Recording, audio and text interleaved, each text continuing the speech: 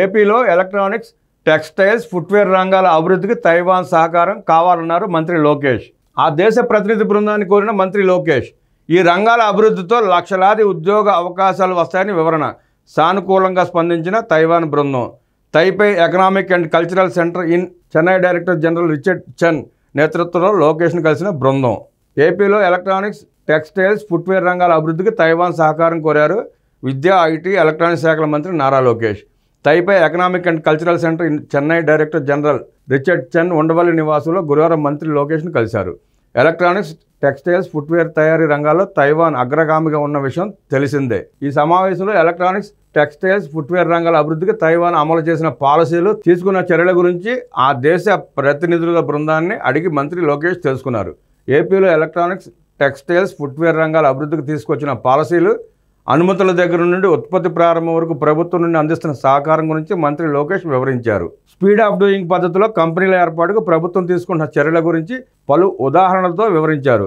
2014-2019 మధ్య తిరుపతిలో ఎలక్ట్రానిక్స్ క్లస్టర్ల ఏర్పాటు చేసి కల్పించిన మౌలిక సదుపాయాలు, అక్కడ ఏర్పాటైన అనేక కంపెనీలు, తద్వారా వేలాదిగా యువతకు లభించిన ఉద్యోగ అవకాశాల గురించి తైవాన్ బృందం దృష్టికి తీసుకువెళ్లారు. ఎలక్ట్రానిక్స్, టెక్స్టైల్స్, ఫుట్వేర్ రంగాల్లో అనేక అవకాశాలు ఉన్నాయి.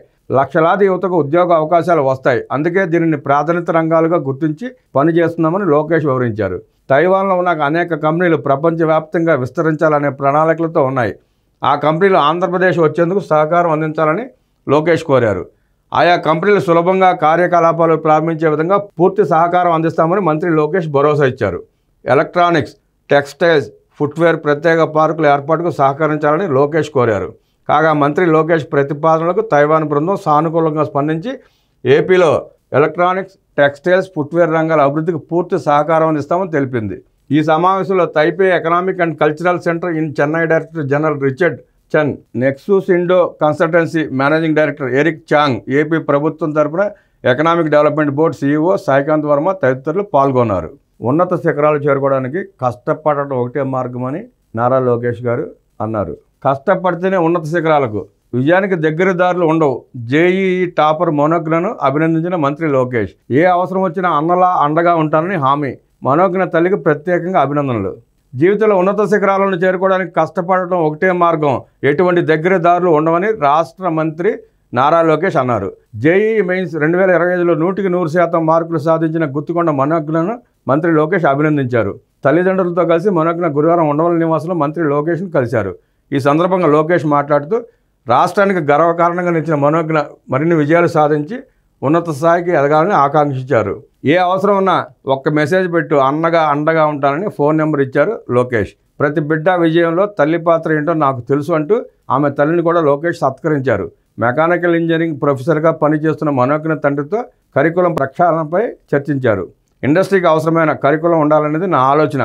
జాబ్ రెడీ యూత్ని తయారు చేయాలని లక్ష్యంగా పెట్టుకున్నట్లు తెలిపారు. ఉద్యోగాలు కల్పించడమే కాకుండా ఉద్యోగాలు ఇచ్చే స్థాయికి యువతను ప్రోత్సహించాలనేది తన ధ్యేయం అన్నారు. KG to PG విద్యలో చేస్తున్న మార్పుల గురించి వివరించారు. 4 ఏళ్ల ఇంజనీరింగ్ చదివి సాధించలేని ఉద్యోగం 4 నెలల అమీర్పేటలో కోర్సు చేసి ఎలా సాధిస్తున్నారనేది నా ప్రశ్న. విద్యార్థి కాలేజీ నుంచి బయటకు రాగానే ఉద్యోగం సాధించేలా తయారు కావాలనేది తన ఆకాంక్షగా మంత్రి లోకేష్ పేర్కొన్నారు. వాస్తవమే కదా, 4 సంవత్సరాలు ఇంజనీరింగ్ చదివి ఉద్యోగం సాధించలేని వాడు 4 నెలలు అమీర్పేటలో షార్ట్ టర్మ్ కోర్సులు నేర్చుకుని ఉద్యోగం ఏం చేస్తాడు? ఏం ప్రతిభ కనబరుస్తాడు?